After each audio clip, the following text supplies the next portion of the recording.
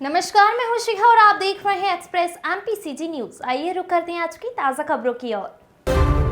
विधानसभा चुनाव के बाद अब लोकसभा चुनाव में भी महादेव सट्टा ऐप की चर्चा जोरों पर है।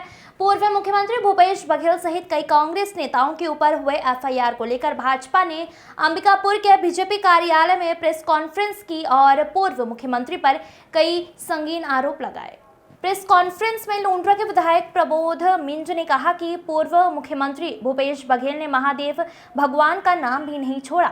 उनके नाम से चल रहे महादेव सट्टा ऐप को संरक्षण दिया और इस काम में कई बड़े अधिकारी और कांग्रेस के नेता भी पूर्व मुख्यमंत्री के साथ शामिल हैं। भाजपा भ्रष्टाचार पर जीरो टॉलरेंस पर काम कर रही है। यह कार्यवाही राजनीतिक द्विवेश नहीं है और न ही भाजपा द्विवेश पूर्ण राजनीति करती है। जांच एजेंसियां अपना काम कर रही है। भूपेश बघेल को न्यायिक जांच का सम्मान करने के साथ सहयोग करना चाहिए और बेबुनियाद बयानबाजी से बचना चाहिए। पूर्व मुख्यमंत्री और पूर्व की कांग्रेस सरकार के कारनामों को छत्तीसगढ़ की जनता ने देखा है। संदिग्ध थे, उन पे छापे भी मारी गई थी और जितने तथ्य मिले उन तथ्यों में जो जो आरोपी सिद्ध होने वाले थे उसकी विस्तृत जांच के लिए कार्रवाई करने के लिए ईओडब्ल्यू को ये प्रकरण सौंपा है और ईओडब्ल्यू इसको जांच की प्रारंभ करेगी और उसमें जितने संदेही हैं, जितने 19 नाम हैं, सारे के ऊपर कार्रवाई होगी। भूपेश बघेल जी का नाम भी है, उसमें राजनीतिक रूप से बड़ा नाम है, तो वो उसमें भी नाम आया है, इसलिए वो छटपटा रहे हैं, वो अनर्गल बातें कर रहे हैं।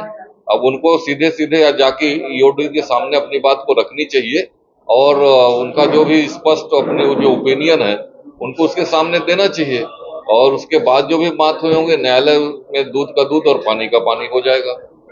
बनने का इसमें कोई उपाय नहीं। हमारी सरकार तो हमारे जो मोदी जी की गारंटी थी चुनाव में उसको देने में व्यस्त है, महतारी वंदन के काम में लगी हुई है, प्रधानमंत्री आवास स्वीकृत करने में लगी हुई है।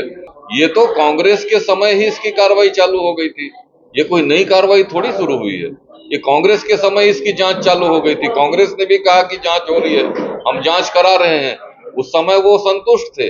लेकिन यदि आज सरकार बदल गई और सरकार ने सारे जांच करके ईडी ने जब ईओडब्ल्यू को दे दिया तो अब इनको दिखने लगा कि भाई ये भाजपा कर रही है, जबकि कांग्रेस की सरकार में सारी कार्रवाई शुरू हुई है। तो ये कहना गलत है कि भारतीय जनता पार्टी जानबूझ के उनको ऊपर कर रही है और वो चुनाव लड़ रहे हैं अभी लोकसभा की, तो जनता उनके सामने है, जनता उसको जवाब देगी। में तो असर नरेंद्र मोदी जी का रहेगा। इस केवल ये विषय केवल भूपेश बघेल का और इसका ईडी का विषय नहीं है, बहुत सारे विषय हैं। 5 साल जनता ने इस भारत कांग्रेस की सरकार को भी देखा है और 10 साल हमारी भारतीय जनता पार्टी की लोकसभा में नरेंद्र मोदी जी की सरकार को देखा है। जनता तुलना करेगी कि कौन सुशासन में रहा, कौन कुशासन में रहा और जनता सर्वोपरि है, प्रजातंत्र में वो तय करेगी।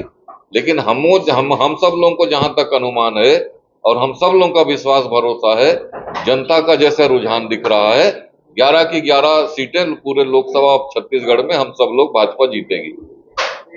महादेव तो वहां चर्चा भी हुई है और उसमें जो रेट है, अनाप शनाप रेट, निश्चित रूप से कहीं जो टेंडर आए हुए थे, जिनके जो खर्चे बताए गए थे, जो संज्ञान में आया था, कहीं दवा का जो कौन सी दवा थी, एक दवा का था जिसके बारे में आया था, हाँ, जो कहीं जो रेट डाला गया था, किसी कंपनी ने उसको नहीं, किसी कंपनी ने उसमें 4 रुपए कुछ का पैसा डाला था, कोई 12 रुपए डाला था, कोई 8 रुपए डाला था, लेकिन उसी दवा का कीमत जिसमें 2300 रुपए डाला था और 2300 रुपए में वो सप्लाई हुई।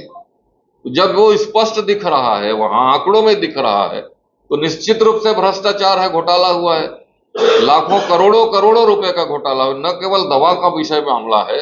हम सब लोगों ने विधानसभा में अपने कई सवाल लगे थे, हम सब विधानसभा में पहली बार अवसर मिला था, देख भी रहे थे, अचंभित थे हम लोग कि ये, हम सोचते थे कि लाखों का गबन, लाखों का घोटाला बहुत बड़ा घोटाला होता है, वहां तो अरबों के घोटाले दिखने लगे थे। फॉरेस्ट विभाग का भी